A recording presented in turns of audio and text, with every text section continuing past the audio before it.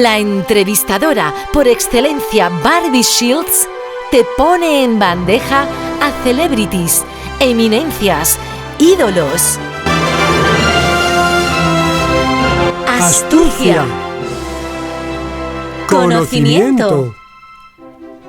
Inteligencia. Sabiduría. Tenacidad. Instrucción. Destreza. Robustez. Intrínseco. Divertido. Entrañables. Y un largo e interminable etcétera.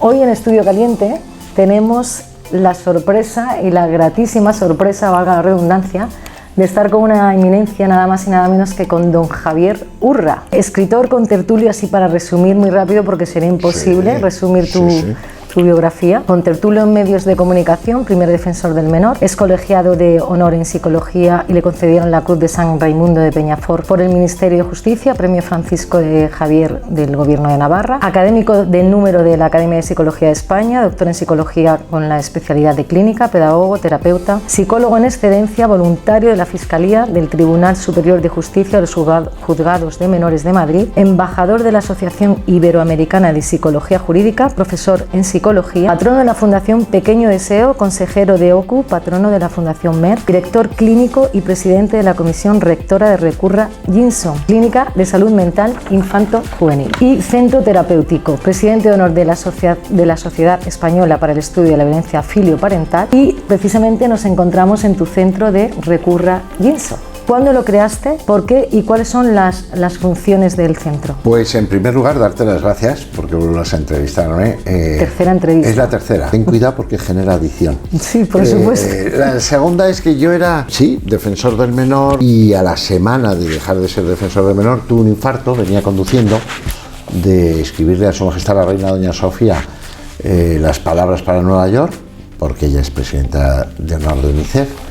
Y entonces tuve un infarto de miocardio. Como yo no tengo miedo a la muerte, pues llegué al Gregorio Marañón y me pusieron 3 stents. Me dijeron, no puede usted seguir trabajando en la Fiscalía.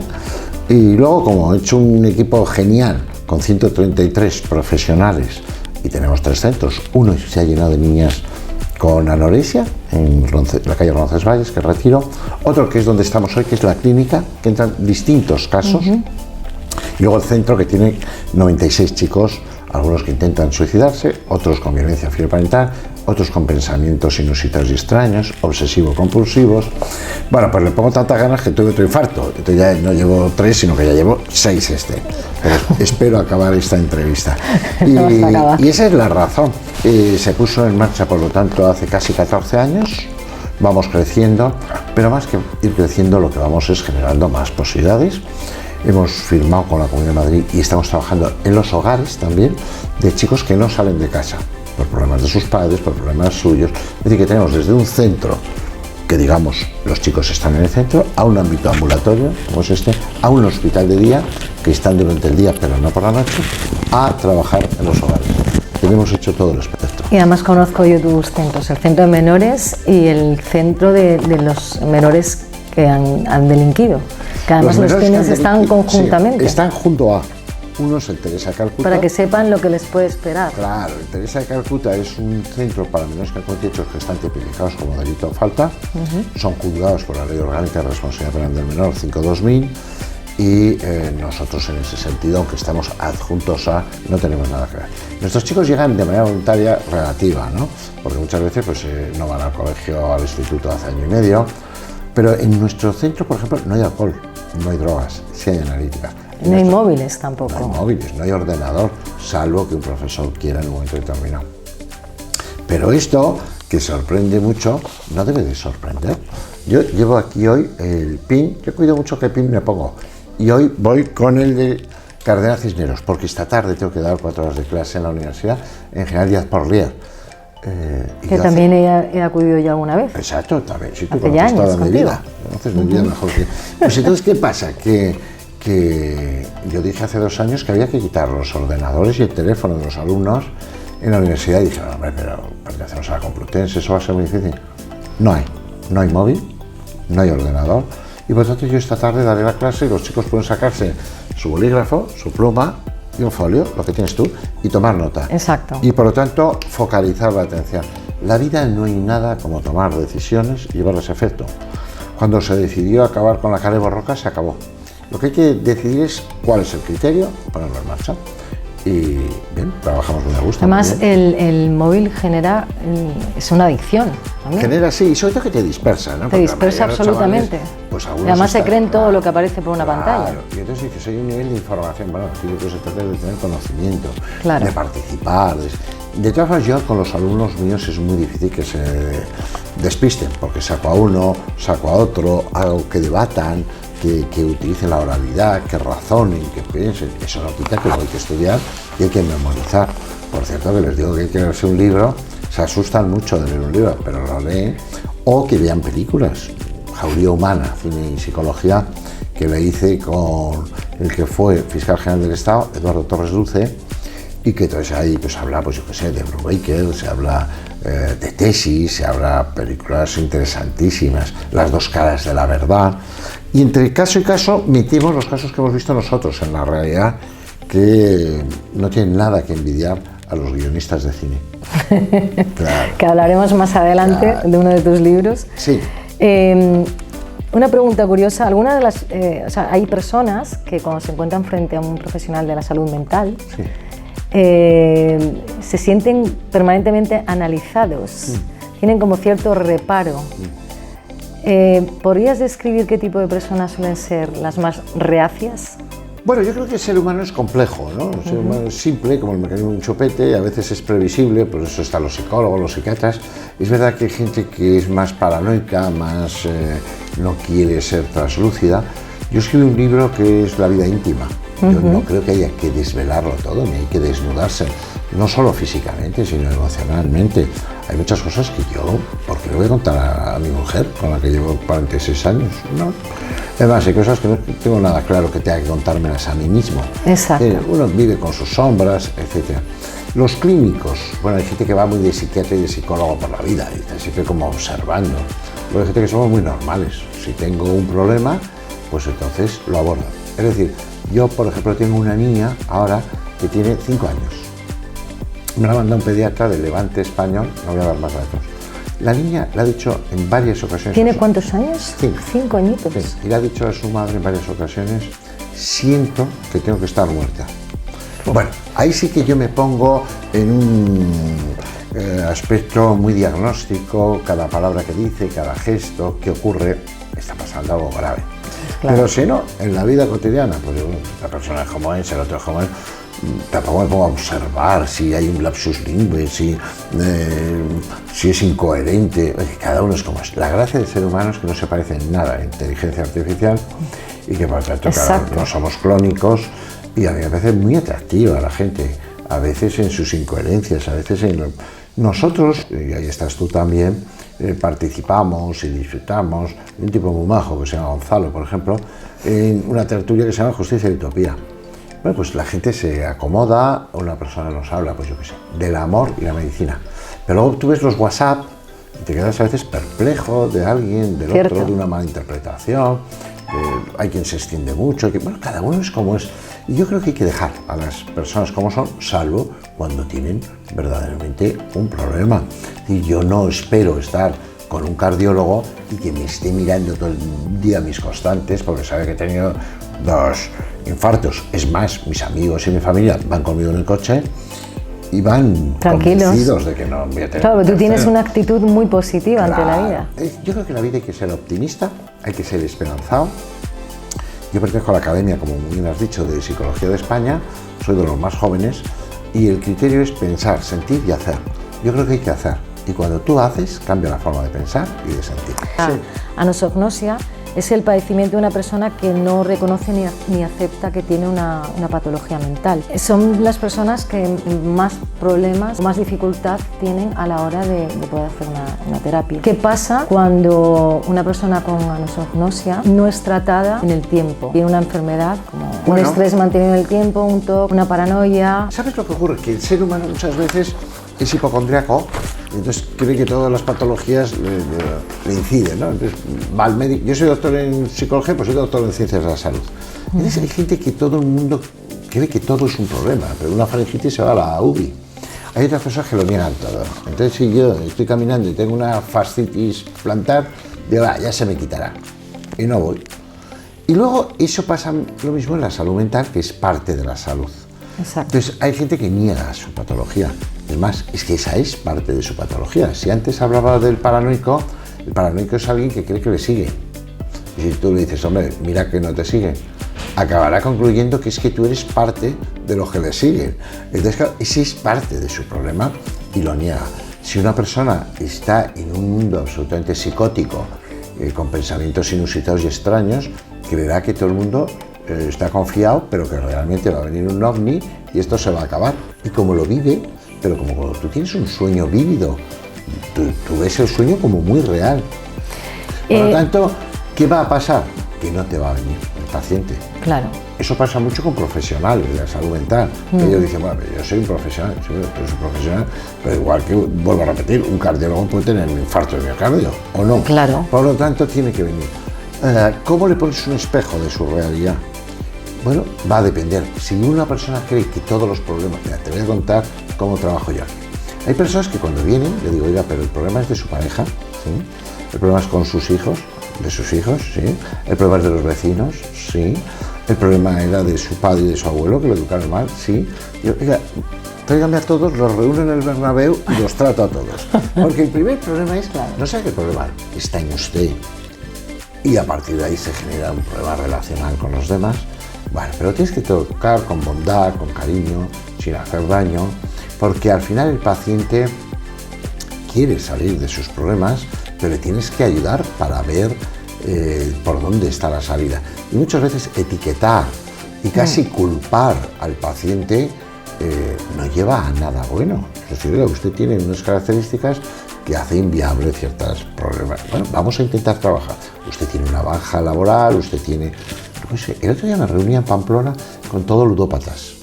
Y no pude cenar casi, porque claro, se te acercaba un ludópata, luego se te acercaba uno que es alcohólico anónimo, el otro que tal. Claro, es gente que ha destrozado su vida, ha destrozado su relación de pareja, familiar. Y no, tienes que hacer un resurgir de la persona. Pero si tiene voluntad de cambio y es un buen terapeuta, y yo diría que hay alguien que le ama y por lo tanto lucha, lo saca. Esto es el libro... Es que eso es muy importante, eso que acabas de decir es muy importante, porque además en la paranoia precisamente son los casos más complicados, porque el paranoico culpa a todos los demás. Claro, entonces él no tiene el problema, son los demás los que tienen el problema. Entonces va haciendo la vida imposible consciente e inconscientemente. Exacto. Ese es un problema. Y luego tenemos el otro que es el psicopático y muy narcisista, que ese yo... En la fiscalía con menores les preguntaba, ¿te importaría atropellar un perro? Y te decía, mío. Bueno, claro, una persona que se desliga tanto de la empatía, de los espejos, de lo que nos enseñó Antonio Damasio, pues es una persona que va a intentar conseguir lo suyo sin importarle nada a los demás. Entonces, intentar modificarle es complicado. ¿Por qué? Los profesionales pasa como con el cáncer. Si tienes un cáncer de mama, bueno, pues el pronóstico es relativo. Ahora, si tú tienes un cáncer de páncreas avanzado, el pronóstico es horroroso. Claro. Con nuestras patologías mentales ocurre a veces igual. Ciertas esquizofrenias hebefrénicas, ciertas esquizofrenias paranoides, son de muy mal pronóstico, muy malo. Pero como el autismo es una patología crónica, eres autista, podrás conseguir integrarte, podrás ir a la universidad, pero las características más allá de un Asperger, un autista las va a mantener con todas las dificultades. ¿Y cuáles son las consecuencias y cómo acaba una persona que se le cronifica una patología y no tiene tratamiento? Bueno, no quiere tratamiento. Bueno, una persona que tiene una patología crónica lo que requiere es tratamiento, muchas veces de psicofármacos. Ahora hay una gran lucha contra los psicofármacos. Se trata de que haya más profesionales clínicos, más terapia, más lo que estamos haciendo tú y yo, que es un juego socrático. Uno hace una pregunta, el otro intenta responder y bueno, nos comunicamos, que es esencial. ¿Qué es más rápido? Oye, recetar un psicofármaco, un ansiolítico, un hipnótico, un antidepresivo y ya es. No, las cosas suelen tener un fondo, una etiología más compleja. Si no está tratado, pues las cosas van a derivar a peor para él y para los de su alrededor. Se trata de intervenir. Y normalmente la sociedad se da cuenta, ¿no?, de que persona no es que sea distinto, porque hay gente que es extrovertida, hay gente que es introvertida, su que es vaga, hay es... gente que es trabajadora, hay gente que es ociosa, hay gente que... hay gente que es muy de respuesta inmediata, hay otra que es secundaria. Eso no es problema. Ahora, cuando la enfermedad es real, por ejemplo, una cosa que la sociedad no cree, en la mayoría de los hospitales que tenemos en España se sigue aplicando pues los shocks eléctricos, los electroshock. Entonces la gente dice, no me diga, ¿por qué? Porque se imagina alguien voló sobre el nido del cuco y... No. Pero para depresiones cronificadas es muy eficaz. Y es que no tenemos otra fórmula, no sabemos cómo hacerlo. Otras veces, pues yo qué sé, a mí me llegan muchos chicos de hospitales, yo qué sé, de la Fe de Valencia, del Miguel Servet de Zaragoza, con un chico que viene diagnosticado de manera comórbida con otras patologías, TDAH, trastorno por déficit de atención y hiperactividad. En mi centro se levanta a las 7:30, hace la habitación, se ducha, lava, limpia, se va 4 horas a clase, luego juega al voleibol, luego... Y cuando a los 3 meses viene el psiquiatra, le dices, ¿este es TDAH? Y te dice, a ver, ahora no lo parece. ¿Por qué? Porque le has enmarcado. No es un tratamiento externo, exógeno a sus características personales, sino es una cuestión de temperamento, carácter o personalidad. Es de que no estaba enmarcado, encuadrado. No estaba ajustado. Nosotros hemos tenido chicos en la fiscalía que los hemos mandado y son hoy Policía Nacional, Guardia Civil, del Ejército. ¿Por qué? Porque son grupos que acogen, son grupos donde ponen normas, son grupos donde dicen que no y donde todo está muy bien estructurado y les viene genial. Mira, ahora que sacas el tema ese, para mí es fundamental. Los grupos que acabas de nombrar deben de tener, simplemente por la labor que ejercen, un control, pero por sí mismos, claro. Pero la mayoría no los tiene, no lo aceptan. Bueno, aquí estamos hablando de dos temas. Uno, estamos hablando, si yo te hablo de la Guardia Civil, Policía Nacional, Ejército y tal, tienen que tener una supervisión porque tienen que tener mucho equilibrio. Es decir, una persona que va a ostentar poder tiene que tener mucho equilibrio porque si y no que porta un arma. Claro, y que porta un arma, exactamente. Pero, por ejemplo, a veces pones a gente, yo qué sé, de vigilante de una puerta de una discoteca, que es más bien violento y lo que quiere casi es sacudir. Bueno, entonces tenemos alguien que lleva un arma, le cambia su personalidad, su mentalidad, porque sabe que la posee. Si yo ahora discuto con alguien, pues intentaré pegarle un puñetazo antes de que lo pegue él, pero la cosa no va a ir mucho más lejos. Pero quien si lleva, tengo un quien arma, porta un arma, tiene que saber que no la puede usar, que tiene que controlarla, que bueno. Aún en situaciones en que se vea él en mucho riesgo. Es decir, ¿qué ocurre? Que cuando tú ostentas poder, tienes armas, etcétera, lo que necesitas es no tener miedo, o poner en huida el miedo. Cuidado con eso. Es muy peligroso, ¿no? Es muy peligroso. Ahí, yo se lo dije una vez a un buen ministro que ya falleció, Rubalcaba, que era químico, y le dije, pero ministro, es que estábamos cenando, estaba Luis del Olmo, se puede poner, ¿eh? Y le dije, pero ministro, es que los psicólogos... Trabajé con Luis del Olmo, sí, no hay problema. Pues en un pueblecito o en cualquier lugar, resulta de que hay quien determina que sí para poder conducir, pero resulta que no oye, tiene un resto visual en un ojo, joder, está muy mal. O para llevar animales de riesgo, o para cazar. Y entonces me dijo, señor Urra, ¿usted conoce Soria? Digo, sí, porque tengo una casita en Alcolea del Pinar que está muy cerca. ¿Y usted sabe la de hombres que llevan a sus mujeres muy mayores a los hospitales todos los días? ¿Cuántas ambulancias necesitaríamos para llevarlas? Entonces me di cuenta que él sabía perfectamente que se están dando posibilidades de conducir, de cazar, de tener animales de riesgo con mucha apertura, entre otras cosas, porque pones a dos personas en el mismo pueblo, uno lo niega y otro lo afirma. Exacto. ¿Y entonces qué pasa? Que todos se van al que te lo firma. Claro. No, usted págueme un sueldo, diga que sí o que no. Y hay veces que hay intereses. Por cierto, que se fumó un puro literalmente. No estaba permitido, pero como el ministro de Interior se fue un culo. Quiero con eso decir que a veces dicen, los políticos no se enteran. Sí, Bueno, esa no se permisividad, enteran, ¿no? Para todo. Pero hace falta. Y haría falta cada cierto tiempo pasar por un ITV. Los Absolutamente, seres humanos, estoy totalmente de igual acuerdo. que pasan los coches, porque hay personas que se desequilibran mucho. Y bueno, igual que muchas bajas, a veces verdaderas, otras no tan ciertas, no siempre es fácil. Lo psicológico es muy complejo. Si tú tienes un accidente en la clínica médico-forense y dicen, pues se han amputado 2 dedos. ¿Qué 2 dedos? ¿Te permite hacer la pinza? Sí, no, es diestro, es zurdo. Si a ti te pega un golpe un coche por detrás y te genera un latigazo cervical, esa persona dice, luego estoy incapacitado para ir. Porque he vendido coche, porque tengo pánico, porque tengo miedo, porque solo miro por el retrovisor. ¿Eso es cierto o no es verdad? Está incapacitado. Esa es la labor nuestra, que es difícil desde el ámbito forense de determinar. Y realmente el paciente que no quiere terapia, ¿realmente qué es? ¿Por qué es? ¿Por miedo? Bueno, hay personas que no quieren entrar en manos de otra persona. O porque, perdón Javier, o porque piensan que puedan seguir controlando la situación, porque sabemos que el denominador común de las patologías mentales, el denominador común es el egoísmo. El egoísmo hace que no... Bueno, yo creo que hay gente que tiene una patología, un trastorno mental. 1 de cada 4 personas va a tener un trastorno mental, o vamos a tener un trastorno mental severo. Un 70%, la patología viene de la infancia, de la adolescencia, por tanto la etiología se alarga mucho en el tiempo. Eso también es trascendente. ¿Qué podemos hacer? Bueno, intentar convencer a la persona que le vendría bien estar en un ámbito sanitario, pero si me dejas que me vaya a lo físico, hay gente que está en el Hospital de la Paz con un problema gravísimo para respirar, que va a tener que llevar ya oxígeno el resto de su vida, y cuando te descuidas se enciende un cigarrito en la habitación del hospital. ¿Es una adicción? Puede ser. ¿Es que le merece la pena? ¿Es que le compensa? ¿Es que no quiere variar? Porque a veces las personas, por ejemplo, una víctima. Son comportamientos autolesivos, suicidas. Digamos Sí, que son, pero que a veces, ¿qué te aporta o no te aporta? Por ejemplo, tú tienes gente que ha sido víctima de atentados de ETA, de situaciones, de un accidente traumático, de una violación en grupo, eso los vemos, los tratamos. Hay gente que lo afronta, lo supera.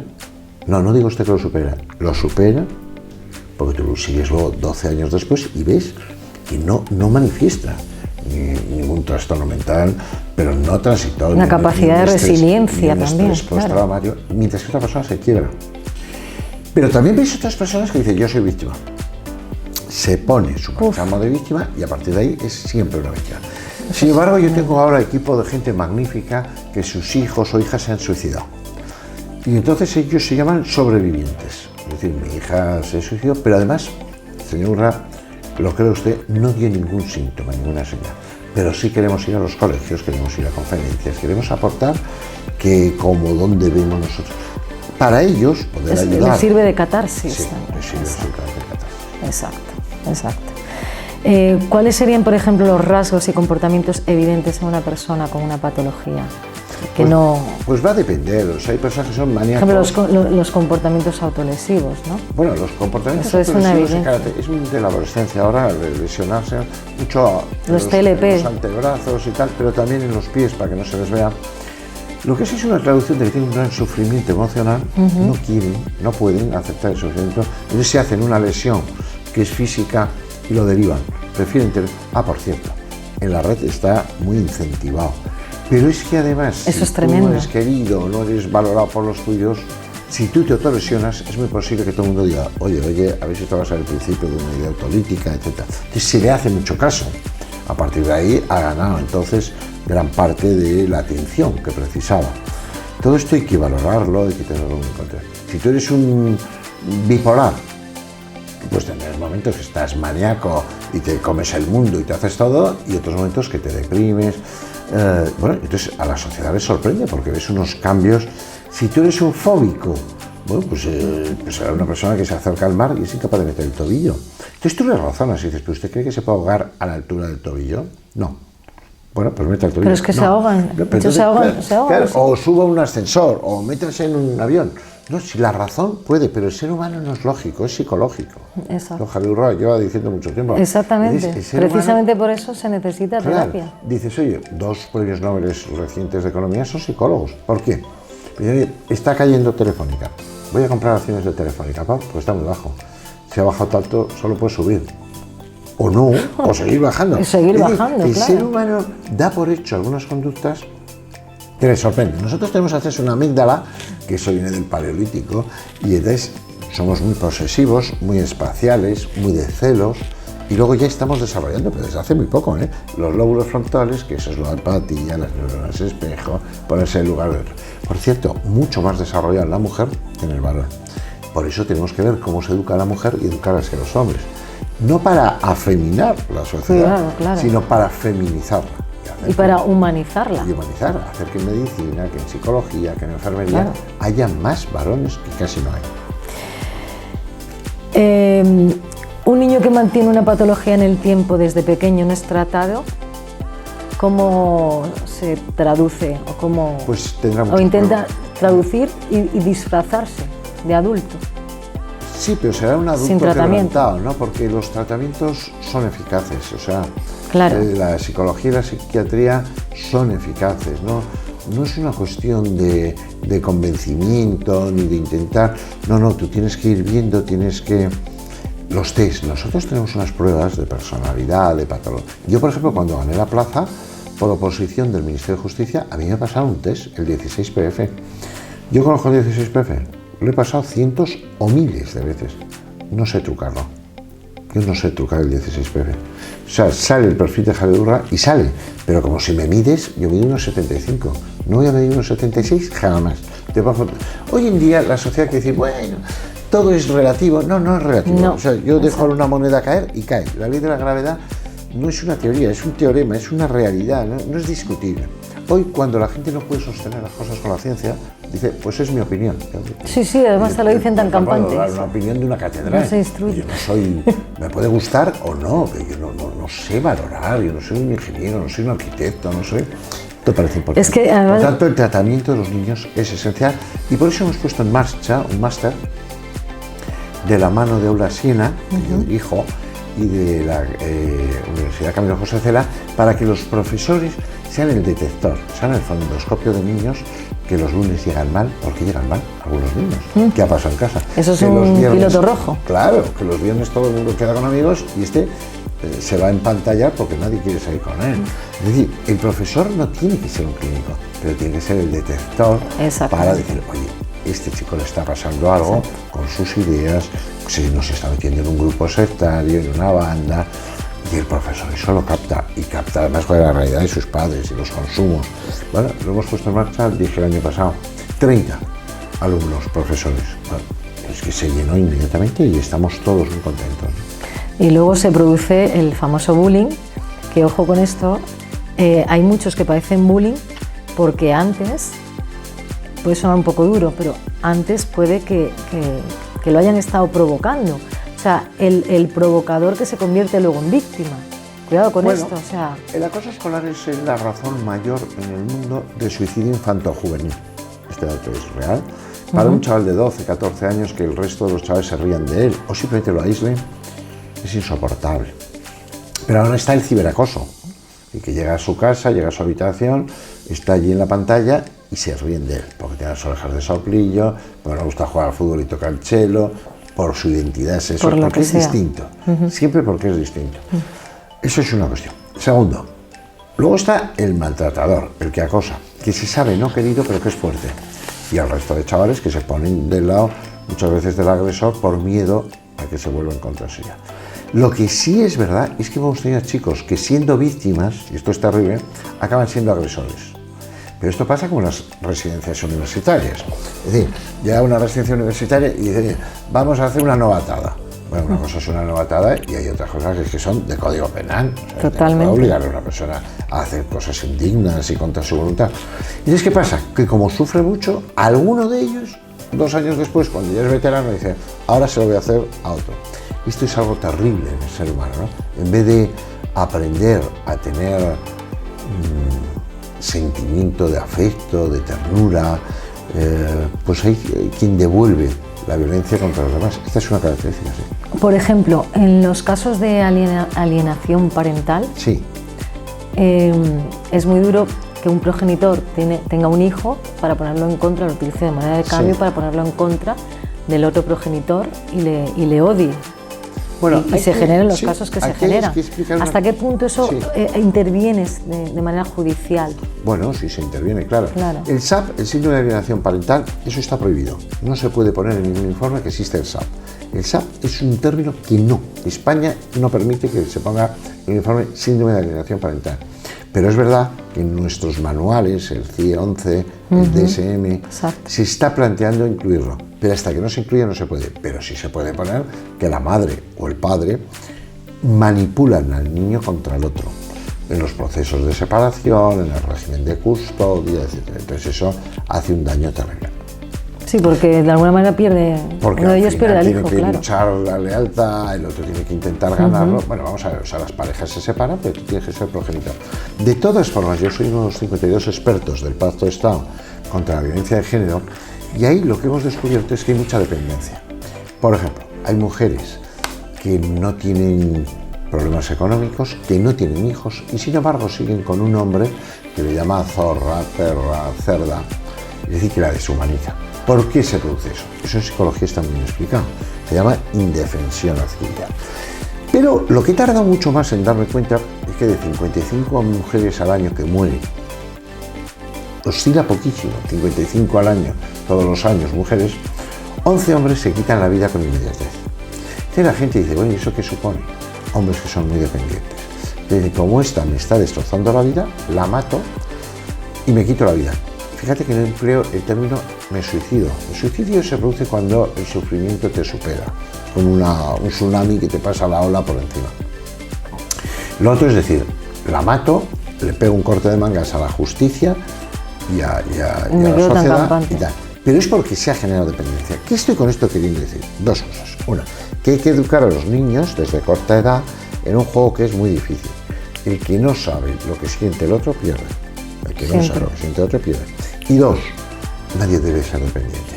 Ni de la pareja, ni de tus padres, ni de tus hijos. No, hay que ser independiente. Claro, pero Y cuando el- eso pasa, sí. también pasa, es como, o sea, esa dependencia también está asemejada a la, por ejemplo, la dependencia con la cocaína. Bueno, claro, Hay claro. muchos que Claro, es que el ser personas humano, que es desesperante. el ser humano tiende a ser dependiente. Los delirios compartidos que se dan Claro. en las El parejas, ser humano en se las tiende a familias. ser dependiente a veces de la droga, a veces es dependiente de la pareja, a veces es dependiente, bueno, yo soy dependiente Del del maltrato, trabajo, de la yo soy pornografía, claro, etcétera. del deporte, hay quien tiene vigorexia. Es decir, el ser humano es que tiene a ser dependiente, pero me estoy refiriendo a la dependencia emocional, referencia Eso es con otra horrible. persona. No, eso hay que reverlo. Tú debes de vivir con alguien, quererle, apostar, uniros, debatir, argumentar, pero tú eres un individuo único. Y por lo tanto, la dependencia emocional es terrible y nos trae unas consecuencias horrorosas. Por lo tanto, eduquemos a los Acabamos. niños a ser en ese sentido independientes del otro. Sueles admitir que eres uno de los hombres que probablemente trates con más psicópatas en este país. Sí,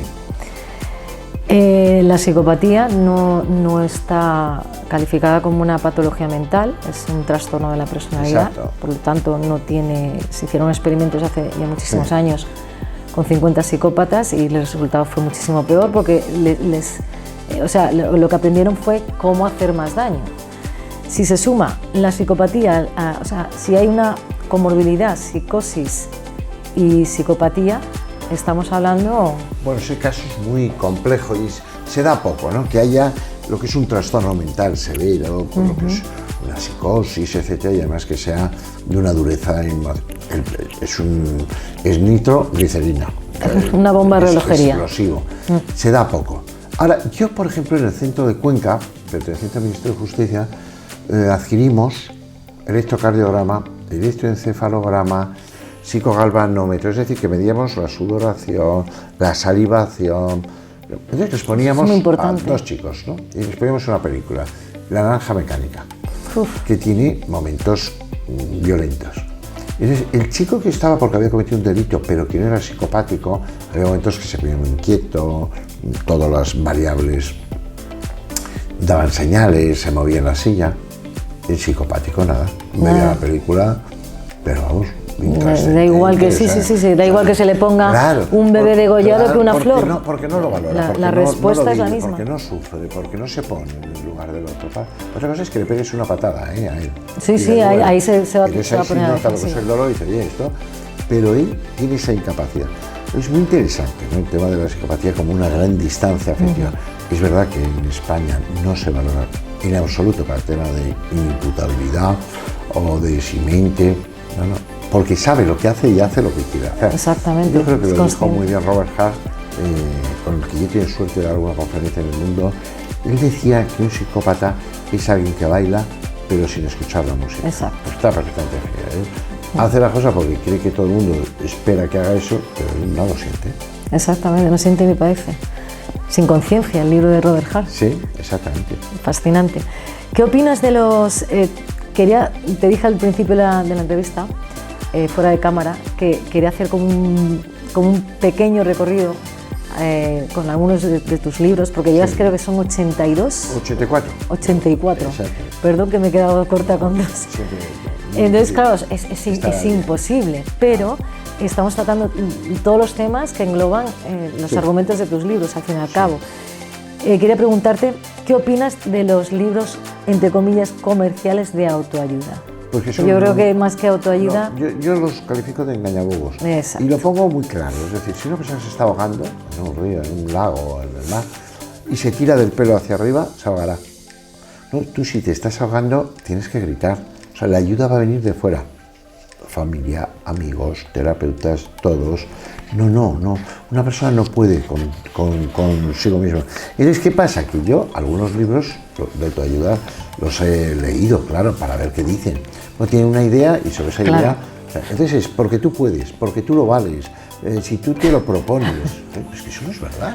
El 80% de la población cree que es más inteligente que la media. Es que eso no es verdad. O sea, hay gente que es muy inteligente, hay gente que es muy cortita, hay gente que es muy alta, hay gente que es muy bajita, hay gente... No. Hay gente que es como, perdona Javier, claro. El ejemplo que pones que me hace gracia, pero que es una realidad, que te piden muchísimas fotografías, como autógrafos y tal, y muchas veces se hacen una foto contigo, no me gusta, es que no salgo bien, otra, no me gusta, es que no salgo bien, otra. Claro. Vamos a ver, es que eres así. Eres así. Exacto, esa es la pues respuesta, porque al final decimos que soy poco fotogénico. No, eres así. Otra cosa es que tú te ves mejor. Claro. Que es muy humano, ¿eh? El ser humano cree que, por ejemplo, que conduce mejor que la mayoría. Eso no es verdad. O sea, hay gente que, claro, si te vas un día, yo no sé, al rato. Si te vas tú solo, no hay nadie por la carretera, eres el mejor. Yo he ido al Jarama a recibir clases de conducción y ves, dices, bueno, yo llevo un coche, pero no sé conducir. O sea, ves a tipos que dices, coño, cómo cambian, cómo giran, cómo dan la vuelta con el coche, yo eso no lo sé hacer. Es un peligro. Bueno, por lo tanto tienes que ir aprendiendo, ¿no? En la vida, tener capacidad autocrítica más que crítica de los demás. Ahora me parece que el ser humano tiene aptitudes, pero sobre todo actitudes. ¿Con qué actitud quieres hacer las cosas? Yo, que tengo un equipo de 133 personas, y que algunas veces pues alguna persona se va, u otra se queda embarazada, otra... yo busco gente que tenga una actitud positiva, grupal, ilusionada, y luego que el profesional sea sano. O sea, a mí no me vale nada. Eso es muy importante. Yo soy un buen tal clínico, pero luego resulta que está todo el día de putas, está todo el día consumiendo cocaína, no me vale. No es un buen ejemplo, se me va a desquiciar. Prefiero gente que sea sana, que salga a la montaña, que tenga un deporte, mínimo equilibrio. Exacto, que tenga equilibrio, que tenga una tertulia. Oye, no me importa nada que haya sufrido situaciones, porque a veces haber sufrido también te aproxima mucho a la gente que sufre y va muy bien, ¿no? Para las terapias y tal. La empatía. He entendido que el profesional tiene que saber una distancia, cuál es, ¿no? Tampoco tiene que confundirse, por ejemplo, con mis chicos. Tiene que decir, bueno, tú tienes problemas y yo te voy a ayudar. Pero no soy tu amigo. Otra cosa es que si tú tienes un problema y yo puedo ayudarte, te lo hago. Eso es próximo a la amistad. Pero no me confundo el papel, el rol. ¿No? Yo soy terapeuta y tú no. Y una pregunta sobre los golpes en la cabeza. Las personas que tienen lesiones cerebrales, que hayan tenido un accidente, golpes de niño o de adulto, y se empieza a ver un comportamiento y empieza a variar conforme a lo que es su temperamento, su personalidad, y se va manteniendo en el tiempo, cuando hacéis terapia, me has dicho que clínicamente comprobáis antes Sí. que pueda ser de alguna lesión cerebral Sí, también, nosotros- ¿verdad? Ya no solamente nosotros genético. partimos mucho de ámbitos neurológicos. Claro. Se estudia mucho las lesiones cerebrales, pero a veces biológicas. Es decir, nosotros tenemos muchos chicos del este de Europa, de Rusia, de Ucrania, etcétera, que lo que ha ocurrido es que la madre ha consumido mucho vodka en el embarazo y son niños que nacen con síndrome de efecto alcohol y que además luego han estado en residencias donde no han tenido piel con piel y calidez. Claro, todo eso te va generando. Por cierto, esto es como en un colegio que dice, pues que este niño no tiene atención. Bueno, primero ve, a ver si es que no ve bien, porque claro, si no ve bien, Claro. le pones unas gafas, entonces atiende, pero si no te ve más Claro, borroso. claro, te Entonces, comprueba todo eso hay que primeramente. descartar. Hoy Exacto. en día hay muchas pruebas muy buenas de TAC, etcétera, que nos permiten ver si eso se produce o no y por lo tanto ese tipo de lesiones, en qué lóbulo y qué nos va a llevar. Pero una vez que se descarta lo físico y tal, entonces tienes que entrar mucho en lo social, en el vínculo, en el apego con los padres, en sus dificultades a veces consigo mismo o sus pensamientos. Te digo que a veces la gente es muy subjetiva, ¿no? Y se crea unos pensamientos inusitados y extraños que, no siendo reales, son su verdad. Entonces hay que tratar, hay que cambiar cognitivamente para que cambie La falta de toma de contacto con la realidad, que es tan peligrosa. Claro. Y sobre todo trabajar mucho en grupo con otros, para que digan esto es admisible, esto no. El grupo nos es muy... Aquí, donde estamos muchas veces, vienen padres, ¿no? Y claro, cada padre cree que el problema que tiene su hijo es el más grave, hasta que escucha a otros padres y te cuentan los suyos y lo que han vivido y todo el proceso para salir de algo que se convierte en algo muy problemático. Porque es verdad que sobre todo los problemas de personalidad, de conductuales, etcétera, cuanto antes los abordes mejor. Esto es como un pequeño incendio que lo apaga rápido, claro. Una vez que se ha extendido, se hace más complejo, claro. Yo pongo siempre el ejemplo de un mar de pinos, ves los troncos robustos, rectos, muy bonitos, y de repente ves alguno torcido. Intenta enderezar ese tronco. Sí, Si es que es imposible. Es muy complicado. Porque Eso es el imposible. ser humano con los años se hace artrósico. De todas formas, hace no mucho en Buenos Aires, estando con Di Santo. Artrósico mental. Artrósico mental. Con Di Santo, que es un gran amigo mío, que es psicoanalista y me fui a comer a un boliche ahí en Buenos Aires. Y le cuentan algún caso y dice, pues me vino una señora de 90 años. Y dije, señora, pero ¿y usted qué quiere? Y dijo, conocerme. Y fue con 90 años. Es decir, el ser humano es predecible en mucho, si no, no podría existir la ciencia de la psicología, de la psiquiatría, pero también es muy... se sorprende a sí mismo. Sí. El ser humano puede generar revoluciones, ¿no? Por eso, en nuestra tertulia Justicia y Utopía del primer jueves de cada mes en el Café de Gijón, debatimos mucho. ¿Existe la inteligencia artificial o es simplemente apoyo a la inteligencia? ¿Tiene algo que ver? El aprendizaje de mi nieto de 2 años jugando al cucu tras, que ahora le dices, oye Jorgito, ¿qué tiempo tienes? Y dice, casi 3. Solamente tengo 2 años, dice, Casi 3, pues ya quiere ser más mayor. Eso no tiene nada que ver con la enseñanza o el adoctrinamiento. Es su personalidad, claro, se va forjando. de un animal, de una mascota, pero tiene unas limitaciones, tiene una capacidad pues para acabar siendo Einstein y explicarte que cuanta más velocidad en el espacio, menos tiempo. Bueno, llegar a esa abstracción, eso solo lo puede conseguir el ser humano. Estoy repasando un poco algunos de los títulos de tus libros y en el afrontamiento psicológico en momentos de crisis. Esto lo escribiste después, en plena pandemia, ¿no? Esto fue cuando la pandemia. Entonces, una de las cosas que más preocupaba es las personas que ya tenían cierta patología, pues esto les podría provocar una cronificación de la patología, y el que tuviera una predisposición a padecer alguna patología sería un detonante. Ahora mismo se está viendo el resultado de aquel encierro, no el encierro de los toros, precisamente. Entonces, parece ser que en España la gente está desbordada, ¿no? Los clínicos están desbordados, no hay suficientes. Valoramos, ¿no? es muy difícil, pero se valora que entre un 15 y un 20% de patología ha aumentado a raíz del COVID. Uno, porque como muy bien apuntabas, la gente que tenía ya problemas y los arrastraba no pudo tener tratamiento. Es verdad que se utilizó mucho la telepsicología y tal, que nos ayudó. Sí, pero no es lo mismo. No es lo mismo, es muy frío, es muy frío. No es lo mismo. Es muy dos, robotizado. A la sociedad se le ha transmitido un criterio que siento ciertos peligros y es que somos vulnerables. Y no hay ninguna garantía que esto no vuelva a pasar o pase peor. Y entonces la gente ha cambiado. Yo creo que hay cosas que sí se ha cambiado, en algunas se ha cambiado. Por ejemplo, la gente dice, pues yo prefiero el teletrabajo, prefiero los fines de semana, tal, a lo mejor prefiero ganar menos dinero e irme a la naturaleza y vivir. Y como no me queda muy claro que esto esté tan seguro, porque el ser humano se transmite, o sea, el ser humano siempre cree que hay una causa. Esto es muy típico. La gente piensa en un amigo que hace 3 años que no piensa en él. Y de pronto suena el teléfono y es ese amigo. Y dice, joder. Esto lo estudió Jung, y no sé cómo lo llama, la sincronicidad.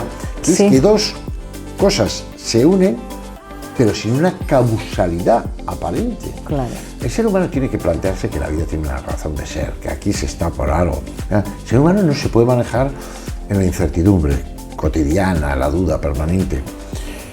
Bueno, pero yo paro el coche en los semáforos y siempre sé si alguien me está mirando. Digo, me está mirando. Y miro y está mirando. ¿Qué capto yo? Bueno, la ciencia no sabe explicar por qué yo sé.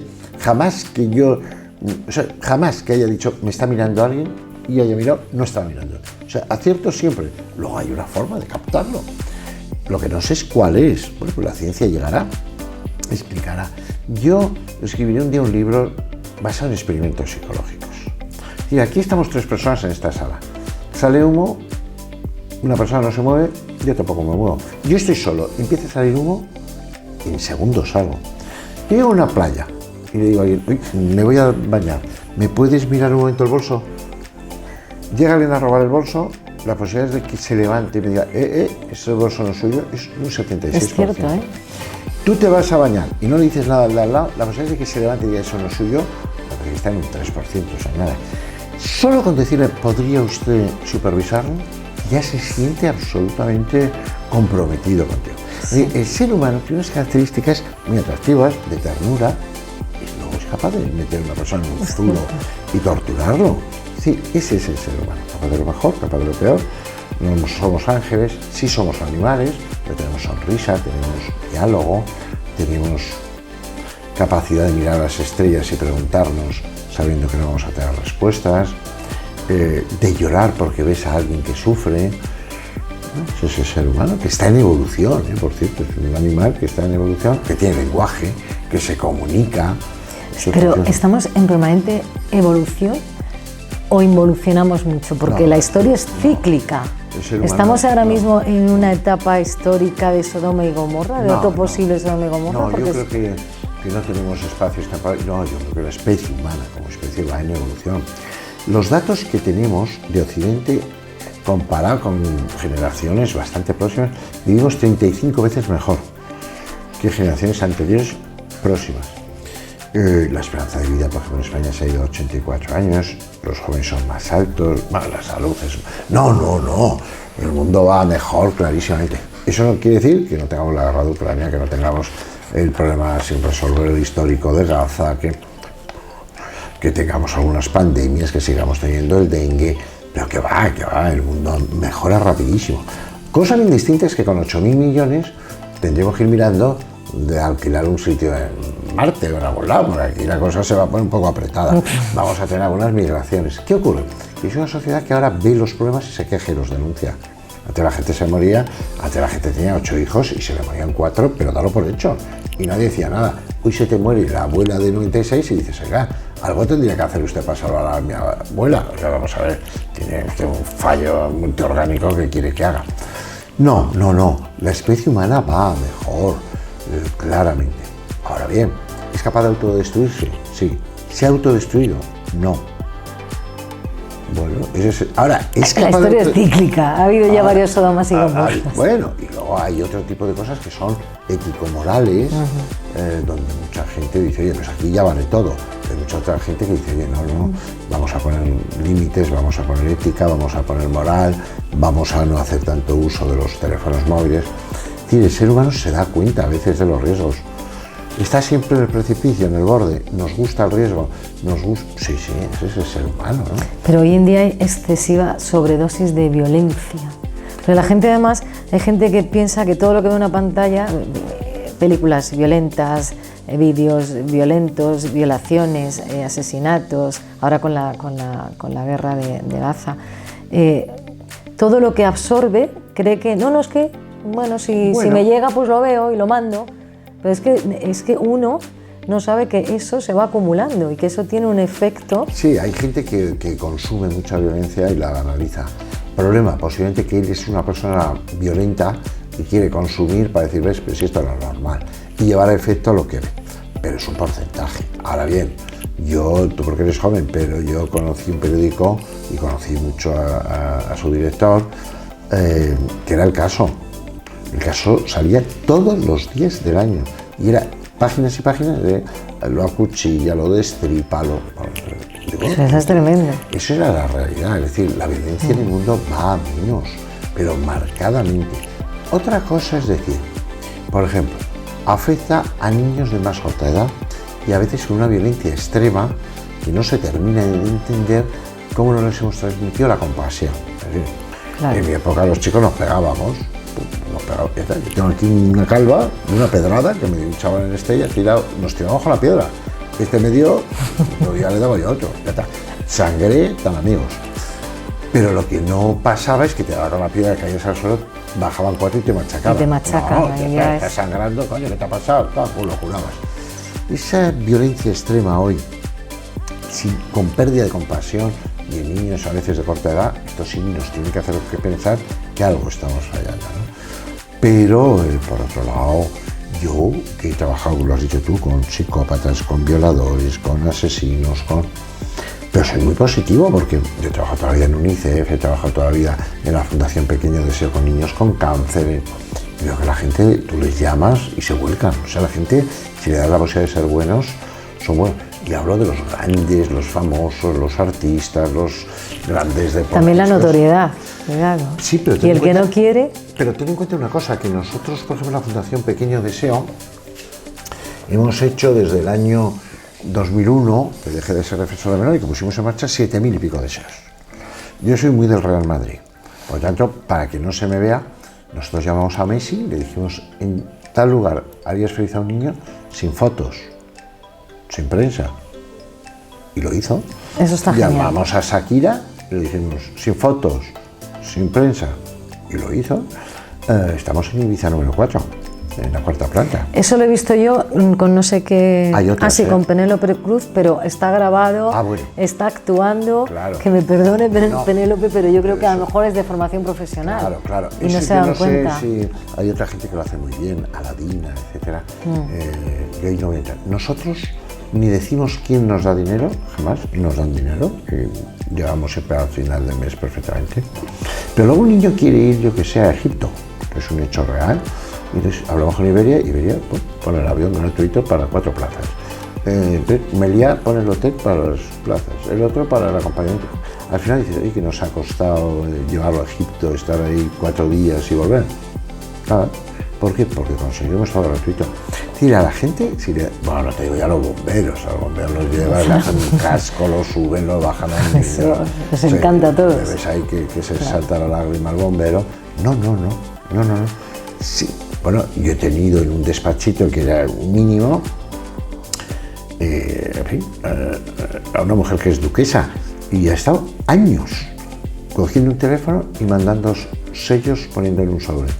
Y jamás lo ha dicho, yo no lo he visto que lo haya dicho nunca. No. La huella del dolor, que trata de la violencia de género. Sí. ¿No crees que te faltaría un libro sobre...? Porque claro, dice violencia de género, como dice nuestro querido don Marcos García Montes, ¿de qué género? Claro, porque ¿no te faltaría un libro de las consecuencias del maltrato que recibe un hombre? Bueno, se podría hacer. Violencia de género se refiere a la mujer, punto. O sea, la violencia de género está definida como la violencia que ejerce una pareja o expareja que ha sido continuada en el tiempo de esa relación contra una mujer. Por lo tanto, no admite que sea al hombre, la violencia de género no puede ser contra el hombre y no puede ser contra gays o lesbianas. Tiene que ser del hombre a la mujer con una relación continuada.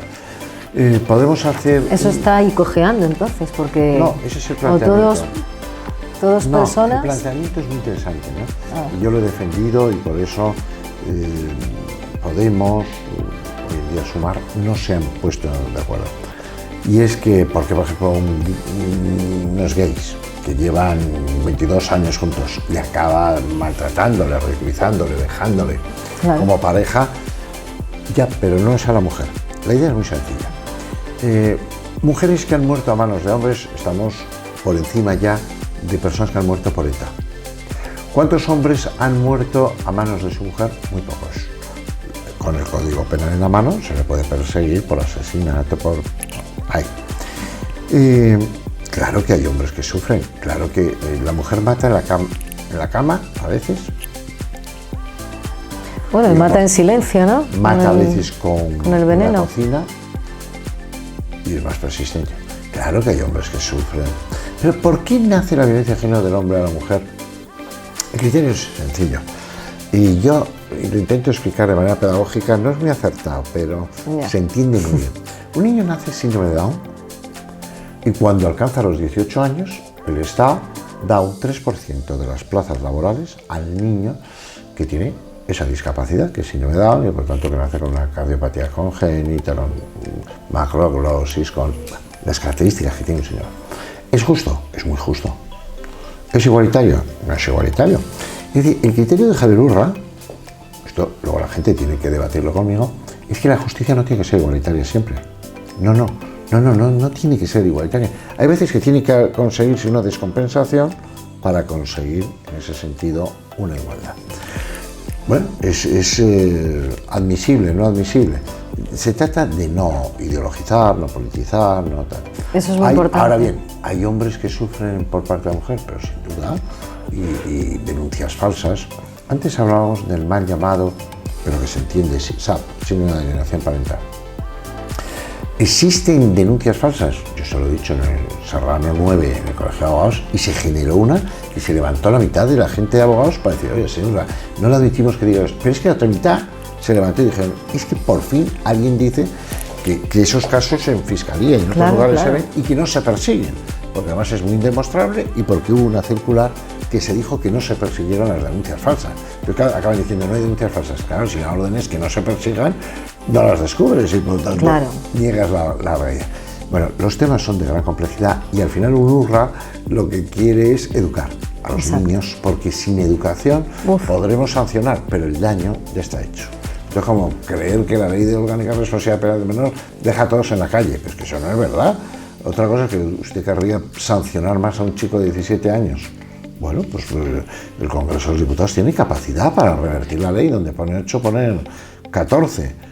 Pero ¿por qué no se hace? Bueno, esto también es un debate muy interesante, claro. Pues, don Javier Urra, ha sido todo un placer. Nada, me estoy ya preparando para la próxima entrevista.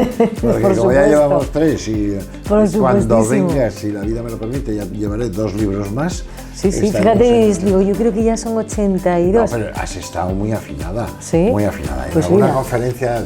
Claro, porque en uno que yo participé un poquito, en el de la vida íntima, ese fue... Es que vas a una velocidad de vértigo. Sí, he cogido velocidad. Ese fue antes del verano. Sí, sí, claro, antes del verano, pero no, hace 2 años. Bueno, hace 2 años. Sacamos el de el ser humano es un ser espiritual, de Sclé, luego la vida íntima, luego cuando la salud mental quiebra y por último inmadurez colectiva. La inmadurez colectiva es un libro que está funcionando. Quería que me hablaras de inmadurez colectiva. Pues está funcionando muy bien. Es el primer libro, no amargo, pero sí que Javier Urra hace una crítica, ¿no? Porque el gran libro mío de los 84 es el que escribí en 2006, El pequeño dictador, cuando los padres son las víctimas, que se vendieron 300.000 libros, que me hace mucha gracia porque la gente dice, no se gana dinero con libros. Bueno, a mí me pagaron €1 por libro y se vendieron de golpe 300.000. O sea, calculen lo que me dieron, más Argentina, más Portugal. Pero de eso viene ahora esta situación, ¿no? Inmadurez colectiva. Entonces, inmadurez colectiva, lo que estoy transmitiendo es que hay gente que cree que es cliente en vez de ser ciudadano. Entonces, yo, por ejemplo, donde doy clases, Carrera Cisneros, muchas chicas mías, casi todas chicas, pagan la carrera pero trabaja los fines de semana de camarera. Y yo les pregunto, ¿qué tal? Como camareras, ¿qué tal? ¿Cómo se portan los clientes y tal? Todas te hacen un gesto mal. ¿Pero por qué mal? ¿Pero por qué no tratas bien a una camarera o a un camarero? Oye, te está sirviendo. Pues con desprecio, mirando para otro lado. Te he dicho que me pagas juntos. O sea, vamos a ver, o sea, usted porque pague al revés. Usted sea duro con el jefe, sea muy amable con el que le sirve. Bueno, entonces... Pero, perdón, un inciso. Sí. También tienen que saber que cuando una persona está camarero, normalmente la gente que está consumiendo y el consumo despersonaliza también un poco. Ya, Entonces, pues está en tu propia mentalidad. Decir, oye, voy a tratarle bien, voy a decir muchísimas gracias. Chica, que es la segunda vez que te llamo. Ni chico, ni... No, oye, podría atenderme, que la verdad es que tengo un poquito de sed. Por cierto, que si pones cara simpática y le tratas bien, te viene antes de... Bueno, yo creo que eres, en inmadurez colectiva digo que hay gran desresponsabilización. O sea, es que en Asturias, España, va un tren y no puede entrar en el túnel porque se había construido el túnel más estrecho que el tren. Eso es una realidad. Todavía estamos buscando quién es el responsable. Pero vamos a ver, alguien tiene que ser responsable. Lo que no puede ser es acoso escolar. Bueno, yo estaba con otros 4. Abuso sexual en grupo. Es que éramos 6. No. ¿Tú estabas ahí? Claro. ¿Sí o no? Claro. Tú eres absolutamente responsable. Di que no, denúncialo, corre, vete, pero no seas parte. No me digas yo es que estaba con otros, pues no estés. O sea, tú tienes que enfrentarte, se llama asertividad, etc. Entonces, es un libro que está teniendo repercusión. Ya he oído en algunos medios de comunicación a gente que yo desconozco decir, bueno, como dice Urra, hay inmadurez colectiva.